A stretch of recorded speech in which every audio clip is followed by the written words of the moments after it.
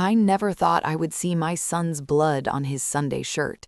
The first thing I noticed was the red stains spreading across his white collar as he lay half submerged in the muddy ditch off Highway 17. His suit jacket was torn, his knuckles scraped raw. For one terrible second, I thought he was gone. Then his lips moved. "It was Richard Clare's father," he whispered, his voice barely more than a breath. He said, "My blood isn't good enough for his family."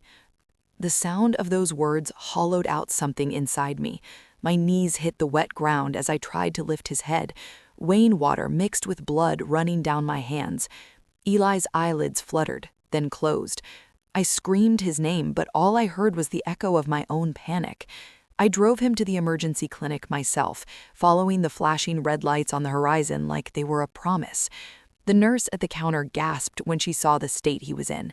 While they worked on him, I sat in the hallway clutching his wallet and whispering prayers my mother once said when my husband was sick. The same words came back like an old song, quiet, trembling, but full of hope. Hours later, when Eli finally woke up, his face was swollen and bruised. His eyes found mine through the bandages. "Mama," he murmured. "They pulled me from the car. 2 men. They said this was a warning. A warning from Richard Whitmore, the father of the woman my son had married against every whisper of town gossip." I felt anger boil through the fear, thick and steady like the summer air before a storm. I had seen cruelty before, but never aimed this directly at my family. Outside the window, the sky turned from gray to black, thunder rolling far away over the marshes. My son had nearly died for loving someone he wasn't supposed to love, and the man who ordered it all was still sitting comfortably in his mansion on the hill. That night, as Eli drifted into uneasy sleep, I sat beside his bed and made a silent promise to myself. Richard Whitmore might have money, power, and the law in his pocket, but he had no idea what a mother's anger could become when she was left with nothing to lose. The next morning, the sun rose over Savannah like nothing had happened. The air smelled of magnolia and wet asphalt. From my kitchen window, I watched the light fall across the backyard garden my late husband built before he passed away. It was a quiet life, one I had learned to love. Early mornings, baking pies and biscuits to sell at the farmer's market, feeding the hens that still strutted around like they owned the place. For years, peace had lived in this small house, but after last night, peace felt like a memory. Every time I closed my eyes, I saw Eli's torn shirt and the terror in his face. Richard Whitmore's name had been whispered in Savannah for decades. He was the kind of man who built half the city and claimed the other half by fear. His construction empire owned streets, councilmen, and even a few judges. To most people, he was untouchable, a man with a spotless reputation and a mansion that gleamed white at the top of Whitmore Hill. My son had fallen in love with his daughter, Clara, 2 years ago. She was bright, kind, and gentle. They met at a charity event downtown, and for a while I believed their love might bridge the gap between our two worlds. But money doesn't like equality. The Whitmores made it clear they considered Eli a stain on their perfect image. A month before the wedding, Richard called my son into his office and placed $50,000 on the table. "Walk away," he said. "You can start fresh somewhere else, just not with my daughter." Eli refused, of course. He told Richard that love wasn't for sale, and Richard, I suppose, didn't take rejection lightly. I stood by the kitchen sink, staring at the pale reflection of my face in the window. The woman looking back wasn't the soft-spoken widow the town knew. She was someone older, sharper, forged by loss and hardened by the thought of almost losing her only child. That morning, I decided one thing. If Richard Whitmore thought his wealth made him invincible, then I would remind him how dangerous it is to underestimate a mother who remembers everything. By noon, I couldn't sit still any longer. I called my brother Sam. He was 70 now, slower in step, but still sharp as a blade. When I told him what happened, he didn't ask questions. He just said, "I'll be there in an hour." Sam arrived carrying a leather briefcase that had seen more years than either of us cared to count. His hair was white, his hands rough from a lifetime of work as an accountant for half the small businesses in Savannah. When he stepped into my kitchen, I felt the years roll back. It was the same room where we used to sit as children, listening to my mother's voice float through the house. He poured himself coffee, sat across from me, and waited until I finished explaining everything. Eli's attack, Richard's threat, Clara's silence. He didn't interrupt once. When I was done, he leaned back, eyes fixed on the window. "Do you remember what Mama used to say, Viv?" he asked quietly. "The rich think poor folks don't pay attention, but we do. We watch, we remember." I nodded. My mother, Margaret Hartley, had spent 30 years cleaning the houses of people like Richard Whitmore's father. She'd seen things: contracts left on desks, money exchanged under the table, secrets whispered between men in suits who thought servants were invisible. Before she died, she told us she kept notes, names, dates, deals that shouldn't have happened, all locked away in a small metal box somewhere in the attic. "You think she still has it?" I asked. Sam's lips curved into a knowing smile. "Mama never threw anything away," she said. "Someday the truth would need a witness." I climbed up into the attic that afternoon, the air thick with dust and summer heat. It took an hour to find the box, tarnished, dented, but still locked. Inside were old photos, receipts, and handwritten pages in Mama's neat cursive. The papers detailed illegal land transfers and property fraud dating back to the Whitmore family's early empire. I looked at Sam and felt my heart steady. My mother had left us the one weapon money couldn't buy: proof. And if Richard Whitmore had started this war, he was about to learn that the past never stays buried in a Hartley house. It was just past dusk when I heard the sound of a car pulling into my driveway. Through the curtain, I saw Clara step out, her hair unkempt, her coral dress wrinkled from hours of crying. She looked nothing like the polished young woman I remembered from her wedding day. That night, she was just a frightened daughter carrying a secret too heavy for someone her age. When I opened the door, she almost collapsed into my arms. "Miss Hartley," she sobbed, "I'm so sorry. I didn't know. I swear I didn't know." I guided her inside. The smell of biscuits still lingered in the kitchen, but it did nothing to calm the storm between us. Eli was sitting at the table, his face pale, the bruises turning dark along his cheekbones. When Clara saw him, she covered her mouth with both hands. "Oh my God, what did he do to you?" Her voice trembled as she tried to reach for him, but Eli flinched. He wasn't angry, just broken. "Your father sent his men," he said quietly. "He said my blood wasn't good enough." Clara shook her head. No, he wouldn't. They couldn't." Then she stopped mid-sentence. The truth was already written in her eyes. She pulled an envelope from her purse and placed it on the table. Inside were printed emails, photographs, and a list of names. "I found these on his desk," she whispered. "He's been forcing families to sell their land for pennies. Those who refuse disappear, and I think he paid off city officials to cover it up." Sam leaned over the table, scanning the pages with a steady, practiced hand. "These are real," he murmured. "Receipts, transfers. He's been laundering money through shell companies." Clara buried her face in her hands. "I don't know what to do. He'll destroy anyone who stands against him." I sat beside her, placing a hand on her shoulder. "Then he'll have to go through us first." She looked up, eyes swollen, mascara streaking down her cheeks. "Why are you helping me after what my father did?" "Because your father's sins don't have to be yours," I told her softly. "You did the right thing by coming here, and now we'll do the right thing together." The clock ticked in the corner, the sound loud in the silence. For the first time that day, I felt something other than fear. I felt purpose. Richard Whitmore had turned his power into a weapon, but he had just given me a reason to fight back. The next morning, a knock echoed through the house just as the sun began to rise. I wasn't expecting anyone, and neither was Sam. When I opened the door, a man stood on the porch wearing a faded jacket and a hat pulled low. A long scar cut across his cheek, twisting when he spoke. "Mrs. Hartley?" he asked. His voice was gravelly, careful. "Name's Derek Bennett. I used to work for Richard Whitmore." Sam stepped forward immediately, his instincts sharp. "What do you want?" Derek hesitated, looking past us toward the kitchen where Eli and Clara sat. "I want to make something right before it's too late," he said. "I saw what they did to your boy. That wasn't the first time Richard's men beat someone for saying no, but it should be the last." He opened a worn leather folder and placed it on the table. Inside were photographs, typed contracts, and old payment receipts. My hands trembled as I flipped through them.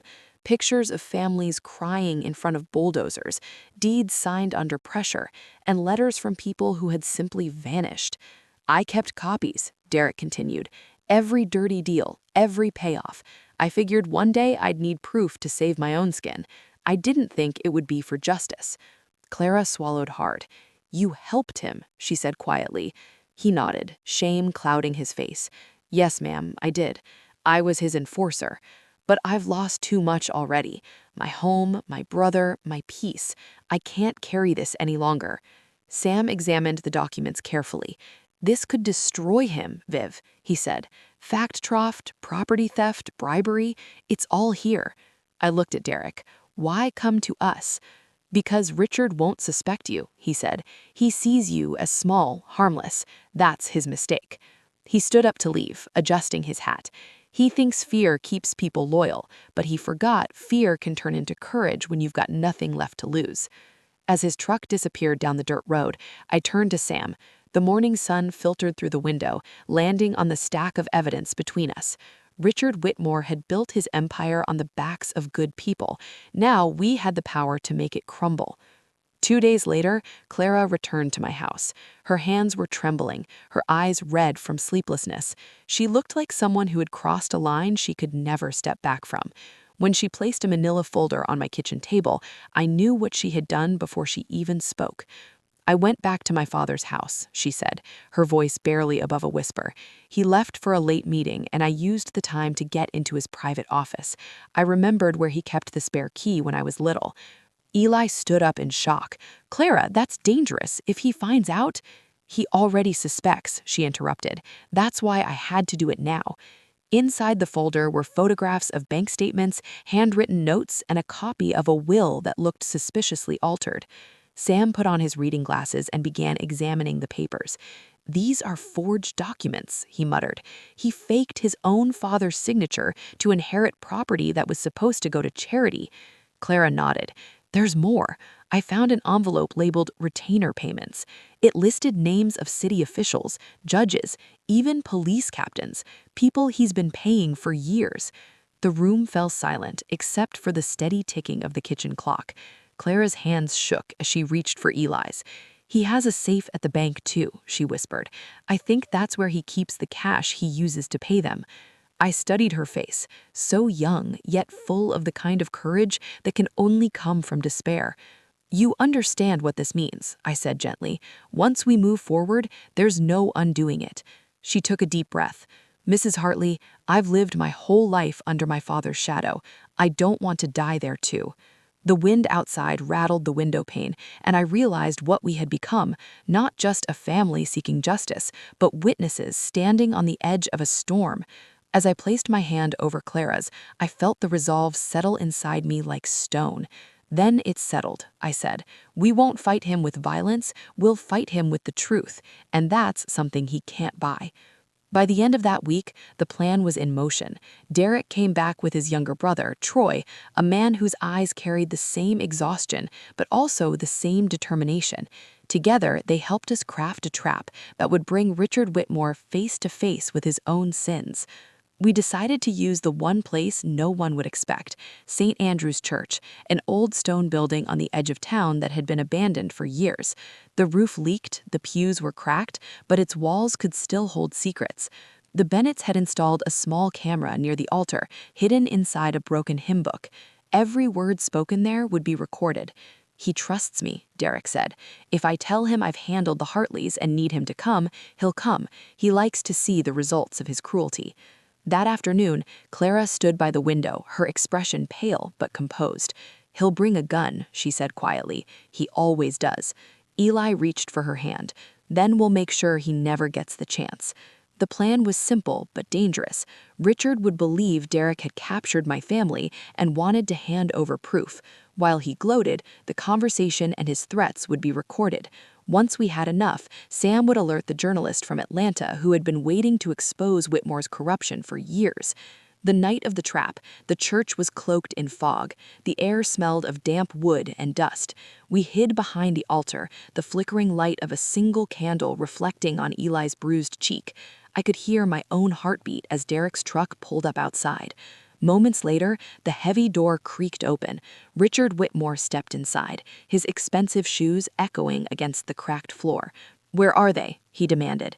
"In the sacristy, sir," Derek replied smoothly. "They won't be a problem anymore." Richard laughed, a cold, mirthless sound. "Good. Make sure the town knows what happens when people forget their place." I pressed my chest to quiet the trembling inside. Every word was being recorded. The man who had ordered my son's beating was finally condemning himself. Outside, thunder rumbled across the savannah sky. I thought of my mother, of her words. The truth always comes for those who think they can hide from it. Tonight, the truth was knocking at Richard Whitmore's door. The air inside the church felt heavy, as if the old building itself were holding its breath. Richard moved closer to the sacristy, his voice lowering into a growl. "When we're done here, burn the place," he said. "No bodies, no stories." Behind the altar, I could see his silhouette framed by moonlight leaking through a cracked stained glass window. Derek nodded, pretending obedience. Then he asked, "What about your daughter, sir? She's been asking questions." Richard's jaw tightened. "Clara doesn't need to know what keeps her life comfortable. If she keeps prying, she'll end up like the rest of them." My heart clenched, but I stayed silent. The tape was rolling, capturing every word. Then, in the distance, came the sound of engines, 3 cars speeding down the gravel road. Richard spun around. "Who the hell is that?" he barked. Derek stepped back, his hands subtly signaling us to stay down. The doors of the church burst open, flashlights sliced through the darkness, followed by the firm voices of federal agents. "Richard Whitmore, you're arrested for multiple counts of fraud, assault, and conspiracy." Richard froze, his disbelief twisting across his face. "You can't arrest me. You don't know who I am." One of the agents stepped forward. "We do, sir, and now so does the rest of the country." He tried to run, but 2 men tackled him to the ground. His shouts echoed against the old stone walls, mingling with the storm that had begun outside. I stood up from behind the altar, trembling but steady. When his eyes met mine, something in him cracked. "You," he spat. "You think you've won?" I walked closer, the candlelight flickering between us. "This isn't about winning, Richard. It's about the truth. It's about the families you buried under your greed." Clara appeared beside me, her face streaked with tears, but calm. "You taught me that love could be controlled with money," she said. "I hope prison teaches you otherwise." The agents pulled him away, his curses fading with each step. For the first time in years, the church felt holy again. The same walls that once echoed with silence had finally heard the sound of justice. 3 months later, Savannah woke to a different kind of morning. The clouds hung low, soft and quiet, and for the first time in years, the air felt clean. Richard Whitmore's trial had ended the day before. He was sentenced to life in federal prison for fraud, extortion, and the violent crimes that had haunted our town for decades. His empire had collapsed like dust under rain.